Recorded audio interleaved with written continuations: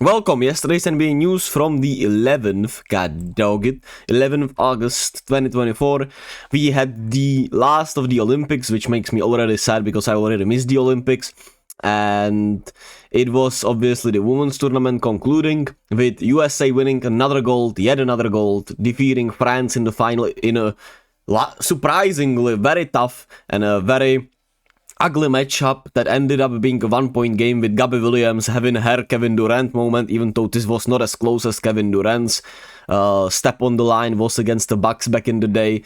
To me, it was clear as day from the get-go that she was far beyond the line. But still, what an incredible performance from Gabby Williams. We'll see if she gets, if she signs with the WNBA team here for the second half of the season, because they can.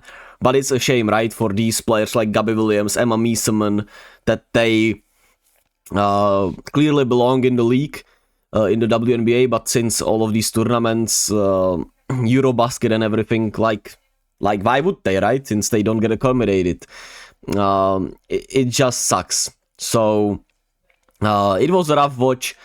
Team USA looked like they maybe partied with the men's squad. I don't know, because there were so many bad turnovers. They were missing a lot of bunnies. I also felt like they were forcing it too much into the paint while they had wide open mid-range shots right there, and they were trying to just play physical, put their bodies into French players, and didn't adjust when they just weren't falling, right? And France played obviously with their heart out, just competed on both ends of the floor as hard as you can, hit some great shots, even though Marine Johannes, for example, had a really goddamn awful game. But like I said, Gabby Williams was incredible.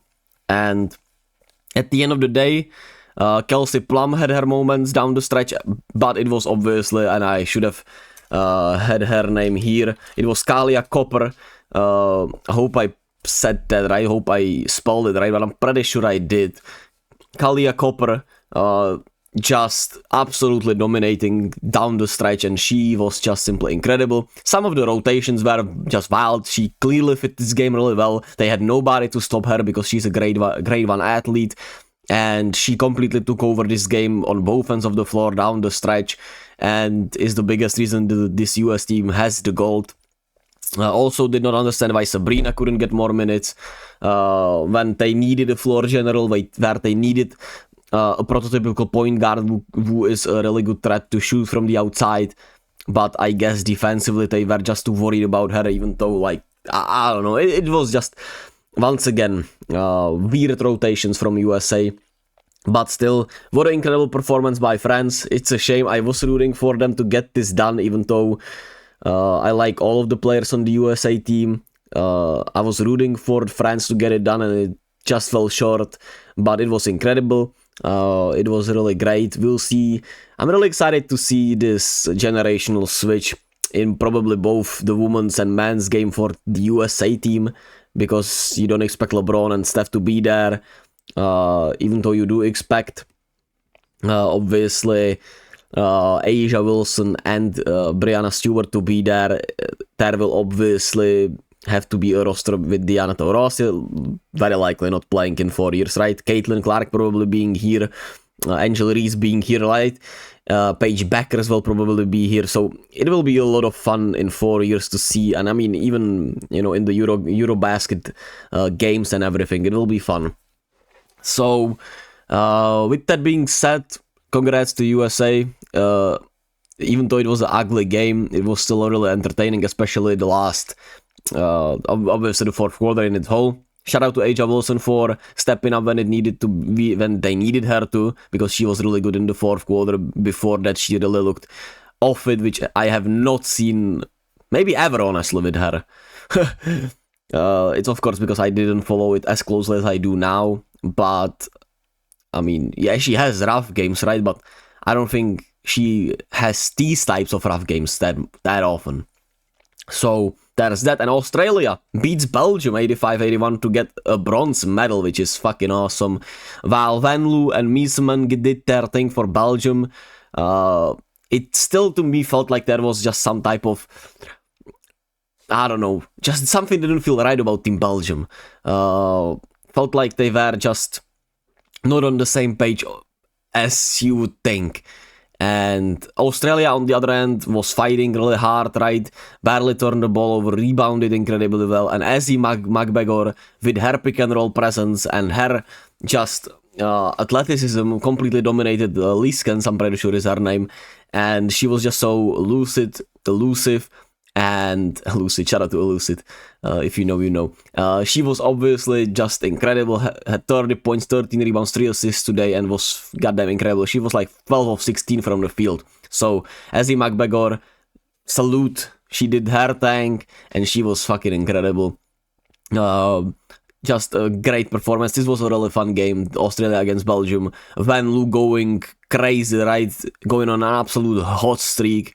It was Van Loo virtue, if you might say, at the beginning of the fourth, end of the third quarter, where she just completely took over the game and, you know, got Belgium back in this game. But they went away too much from Emma Miesemann to me. I felt like she should have gotten way more touches in the fourth quarter, and they just, you know, when they attacked the paint, they weren't great. They missed a lot of 3-pointers that were fairly good contested. And they had nothing in those pick and rolls for Australia, which led to wide open 3-pointers for Australia. And for example, Whitcomb, Pride was sensational from the 3-point line. So a really good ending to the women's tournament. And now we wait. I think on Thursday we have the WNBA back. And then in a month or so we'll have, you know, the first training camps and everything for Team USA, which, yeah, I'm excited about. I'm really excited about. Anyway, just for some news cycle, for Team USA, Steve Kerr is likely not gonna coach at the next Olympics, which are in LA. And Eric Spoelstra is the strong favorite to replace Kerr for that role. So nothing surprising there, in my opinion, because, I mean, we expect Steph maybe to even be retired by then. And which is already, like, that shit hit me with a wave of sadness. Shit. Man. God damn. Alright. And Jason Tatum shared a story that we will avenge Jason Tatum tweet from Vince Staples. So he will be avenged, I guess. Anyway, there was also, I'm pretty sure, a story that Tyrese Halliburton had a leg injury, MRI. That's why he wasn't even in there, but he's obviously in the plans for the future, which, I mean, makes sense. It was a math problem also, as Steve Kerr said, but he took it like a champ, so that's why he's one of my favorite players. And yeah, just like that, the Olympics are over. We'll see if, you know, the free agency picks back up, because there are still a lot of pieces to fall, actually, which is kinda crazy. And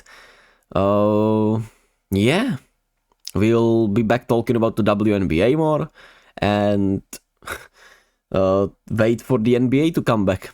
As always, be kind to others, be gentle with yourselves, and take care. Yeah, love you all, and just be.